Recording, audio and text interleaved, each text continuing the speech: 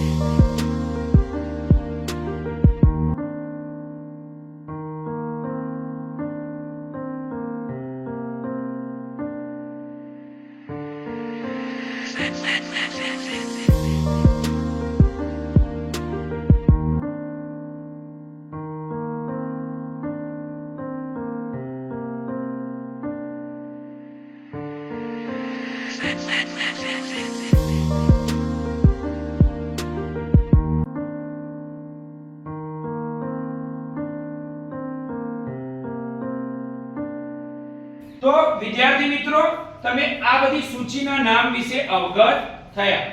હવે વિદ્યાર્થી મિત્રો, આપણે અહીંયા જોડકા જોડવાના છે, એ પણ કેવી રીતે? ડિજિટલ ડિસ્પ્લે બોર્ડ કે અહીંયા એ વિભાગમાં બધી વસ્તુના નામ આપેલા છે અને અહીંયા એના સિમ્બોલ એટલે કે સૂચિ આપવામાં આવેલી છે. તો તમારે નામ સાથે યોગ્ય સૂચિને જોડવાની છે. અગાઉ મેં તમને શીખવ્યું હતું કે કઈ સૂચિનું નામ શું છે. તો હવે આપણે જોઈએ કે તમારામાંથી કેટલા વિદ્યાર્થીઓએ આ વસ્તુને યાદ રાખી છે. તો હું જે વિદ્યાર્થીને અહીંયા બોલાવું એમને અહીં આવીને જોડકા જોડવાના છે. તો તમે બધા તૈયાર છો ને? ચાલો ત્યારે.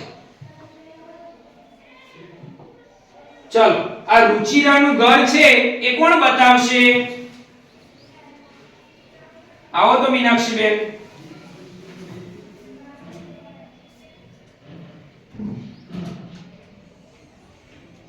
સરસ. હવે કૂવો. આવો તો ઈશ્વરભાઈ.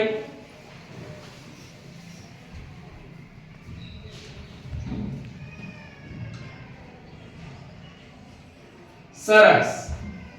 હવે શું આવે છે? Post office. કોણ બતાવશે? હર્ષભાઈ ને આવવા દો, એ આપણે વિશિષ્ટ બાળક છે આપણા.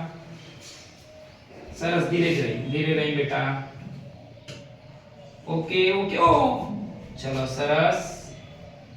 અરે વાહ, ક્લેપ થઈ જાય. ઘર અને મકાન એટલે કે ઘર કાં તો મકાન કોણ બતાવશે અહીંયા સૂચિમાં? આવો જોઈએ લવભાઈ.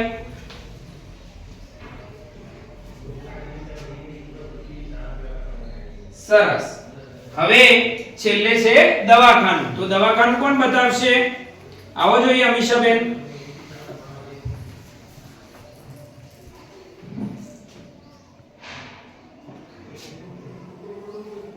સરસ.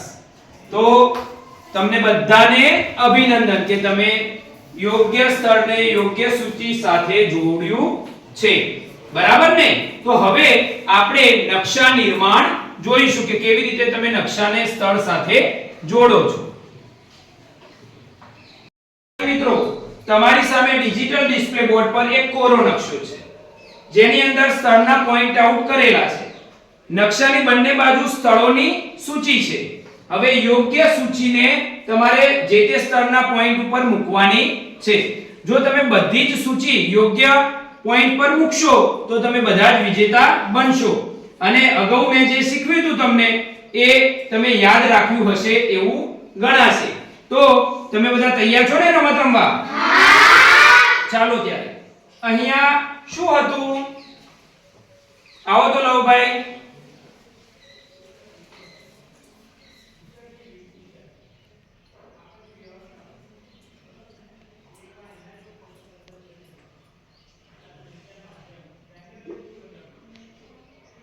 સરસ. શું હતું આ? સૂચિલાનું બોર્ડ. ઓકે. હવે ફટાફટ અહીંયા શું હતું? આવો તો અમીષાબેન.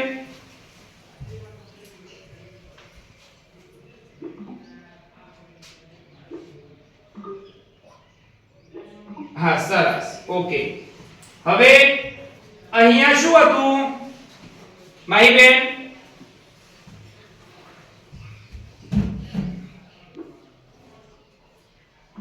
સરસ. હવે અહીંયા શું હતું? મીનાક્ષીબેન.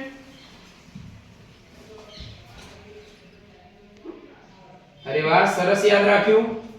ચલો હવે અહીંયા શું હતું? નિકુબેન.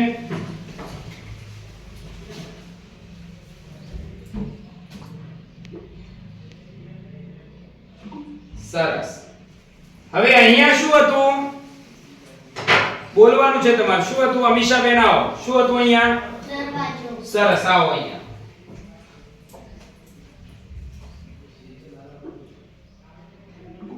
ઓકે. હવે અહીંયા શું હતું? આવો સુખદેવભાઈ.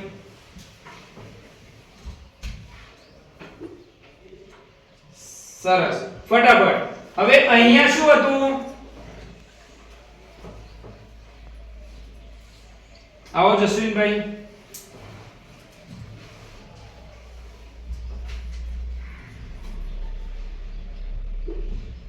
સરસ. હવે અહીંયા શું હતું? કોણ કહેશે? અરે વાહ, હર્ષભાઈ આવો તો. ધીરે ધીરે ધીરે ધીરે.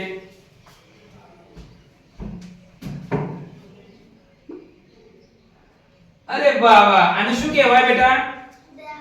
દવાખાનું. ક્લેપ થઈ જાય હર્ષભાઈ માટે.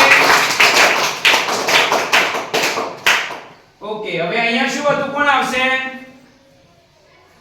ચલો આવો તો કિસ્મતબેન.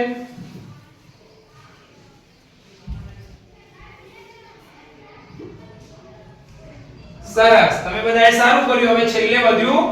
શું વધ્યું છેલ્લે? તો પોસ્ટ ઓફિસ હું જોઈન કરી દઉં. હવે આપણે જોઈએ કેટલું સાચું પડ્યું. અરે વાહ.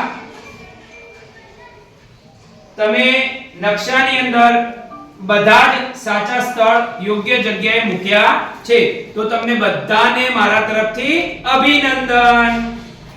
આપણે જોયું આ ડિજિટલ માધ્યમોના ઉપયોગ વડે આપણે કેવી રીતે સુંદર મજાનું નકશાનું નિર્માણ કરાવ્યું. અને પેપર કે કાર્ડ પેપર પર નકશા નિર્માણ કરાવવાની જગ્યાએ આપણે જ્યારે ડિજિટલ પદ્ધતિનો ઉપયોગ કર્યો તો બાળકોએ પણ ઉત્સાહપૂર્વક ભાગ લીધો અને વર્ગના તમામ બાળકો એની અંદર હોંશે હોંશે તમને એ સ્થળ બતાવતા જોવા મળ્યા. તો આશા રાખું છું કે આપણને જ્યારે આપના વર્ગની અંદર આ એકમ શીખવો ત્યારે આવી પદ્ધતિનો ઉપયોગ કરી બાળકોને શીખવવાનો પ્રયત્ન કરશો તો ચોક્કસ આપણને મજા આવશે અને સફળતા પણ મળશે. આભાર.